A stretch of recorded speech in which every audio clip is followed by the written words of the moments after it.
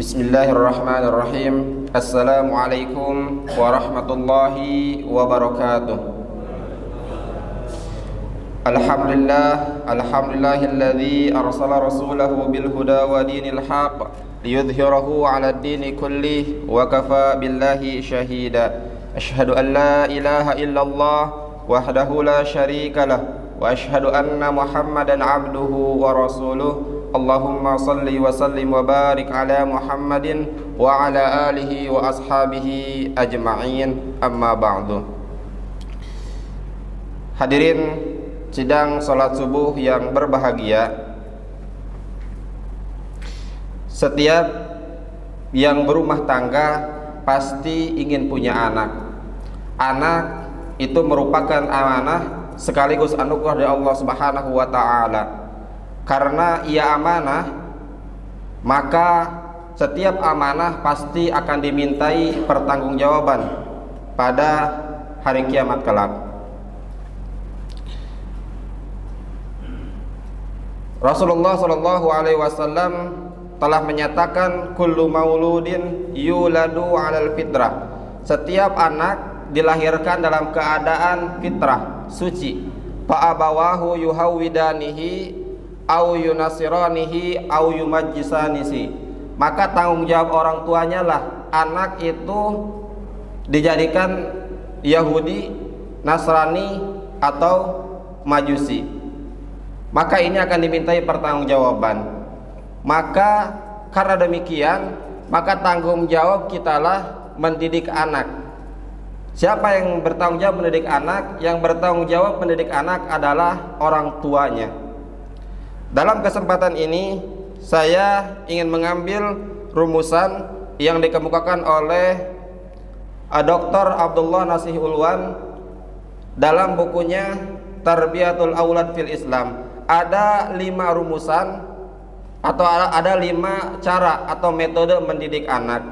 Yang pertama adalah didik anak dengan keteladanan. Artinya bahwa kalau ingin punya anak yang soleh, yang solehah, maka yang solehah yang pertama siapa? Orang tuanya. Ini yang pertama. Jadi didik anak dengan keteladanan. Sebagai contoh adalah bahwa misalnya orang tua merokok gitu. Mohon maaf barangkali ada yang merokok gitu. Kalau orang tuanya merokok, maka bagaimana ngelarang anaknya untuk tidak merokok? Karena dia akan pasti membantah gitu, akan melawan dan akan susah. Kenapa? Karena orang tuanya juga sama. Begitupun dengan sholat berjamaah, ikut ke pengajian, majlis taklim dan semacamnya. Artinya bahwa kalau ingin anaknya baik, maka yang baik pertama itu adalah orang tuanya. Dan ini bukan sandiwara. Artinya kalau ada anak soleh, terlihat baik, tapi kalau anak gak ada, tidak baik lagi. Bukan. Tetapi bagaimana kita memberikan keteladanan kepada anak, bahwa anak harus seperti ini, seperti ini, yang kita tahu bahwa itu adalah kebaikan. Saat berjamaah, ngaji dan semacamnya. Itu yang pertama adalah dengan keteladanan. Yang kedua adalah pembiasaan. Maka biasakan anak bukan setelah dewasa, sejak sedini mungkin biasakan anak dengan kebaikan-kebaikan. Itu sebabnya sholat wajibnya itu ketika sudah balik. Tetapi Rasulullah SAW memerintahkan ketika anak umur 7 tahun maka diperintahkan untuk melaksanakan sholat.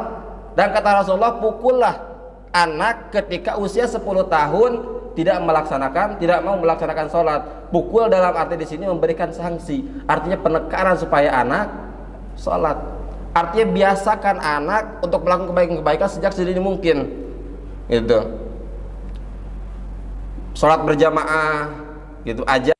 Kalau dia berisik, bagaimana artinya anak untuk dibiasakan. Kalau memang artinya anak bisa ke masjid, gak apa-apa berisik sedikit, tapi diarahkan sedikit-sedikit. Yang penting anak biasa, dia nyaman di masjid. Ada pengajian, anak bawa ke masjid supaya dia bawa tahu, dia nyaman, dia betah, dia bahkan hobinya ngaji, hobinya menjadi orang sholat berjamaah semacamnya. Artinya biasakan sejak sedini mungkin. Itu yang pertama, pembiasaan. Dan yang ketiga adalah pengajaran. Artinya orang tua wajib mengajarkan kepada anak tentang halal, haram, yang diperintahkan, yang dilarang. Artinya orang tua lah yang mengajarkan itu begini begitu. Artinya dalam syariat orang tua bagian mengajarkan semampu yang bisa diajarkan orang tua ajarkan bahwa sholat berjamaah itu bagi seorang laki-laki gitu harus di masjid, wajib bahkan gitu ya, di masjid kalau tidak ada halangan semacamnya, karena pahalanya kan beda gitu. Artinya diajarkan anak bagaimana untuk diajarkan. Itu diajarkan ketika kapan? Ya ketika anak sudah mulai bisa diajak ngobrol, ajak bicara, bisa memahami persoalan, maka ajarkanlah oleh orang tua tentang hal-hal yang termasuk itu ibadah gitu ya, tentang bagaimana muamalah yang baik kepada sesama, kepada makhluk Allah yang ada, semuanya oleh orang tua. Itu yang ketiga adalah pengajaran.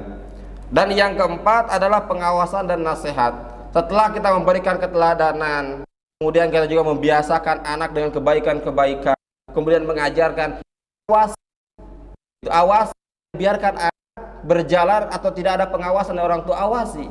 Karena lingkungan itu juga sama, orang tua di rumah mengajarkan begini begitu, ternyata lingkungan sekitar tidak begitu, maka awasi anak itu dengan sebaik-baiknya. Kemudian nasihati. Orang baik, orang yang baik perlu nasihat, apalagi orang yang kurang baik, nasihati. Misalnya anak tidak misalnya setelah pulang sekolah gitu ya, berkeluyuran kemana-mana, nasihati. Kemudian anak ketika misalnya ada azan berkumandang masih bermain, bukannya ke masjid bermain-main gitu, suruh anak nasihati untuk ke masjid gitu. Dan pengawasan, awasi anak dengan sebaik mungkin supaya anak tidak terjerumus kepada hal-hal yang tidak baik. Kemudian selanjutnya yang kelima, yang terakhir adalah sanksi. Artinya apa? Ketika setelah memberikan 4 metode tadi gitu, baru kita sanksi. Artinya sanksi itu ada semacam penegasan. Kalau dia melanggar apa yang diinikan, yaitu orang tua lebih tahu sanksi apa yang kira-kira lebih sesuai dengan anaknya. Orang tua lebih tahu gitu bagaimana sanksi yang terbaik untuk diterapkan ke anak-anaknya. Sanksi di sini adalah bagaimana anak itu ada penekanan bahwa ketika dia melanggar ada sesuatu yang akan dia ambil, ada ada sesuatu yang akan dia dapatkan kalau dia melanggar dari apa yang telah orang tuanya berikan ketentuan-ketentuan itu. Barangkali ini yang dapat saya sampaikan. Mudah-mudahan kita selaku orang tua bisa menjadikan anak-anak kita menjadi anak yang soleh dan solehah, juga menjadikan anak kita menjadi aset yang berharga. Karena ketika kita meninggal nanti ada 3 hal yang akan kita tiga hal yang akan menyertai kita. Salah satunya adalah anak soleh yang mendoakan kita. Anak soleh yang mendoakan kita itu tidak begitu instan. Artinya setiap anak yang kita lahirkan akan mendoakan, belum tentu, karena dia harus ada pendidikan, harus ada pembelajaran, dan harus dia menjadi anak yang soleh. Dan soleh itu panjang, artinya harus dididik dengan sebaik-baiknya. Maka mudah-mudahan kalau ternyata ada kakek ataupun mungkin punya cucu ataupun orang tua yang punya anak, punya saudara, mungkin bisa untuk menyampaikan gitu atau saling berbagi dalam hal ini. Itu saja, mohon maaf bila ada kesalahan datang dari saya pribadi, dan kesempurnaan mutlak milik Allah Subhanahu wa taala. Mari kita tutup dengan doa kifaratul majlis. Subhanaka Allahumma wa bihamdika asyhadu an la ilaha illa anta astaghfiruka wa atubu ilaik. Assalamualaikum warahmatullahi wabarakatuh.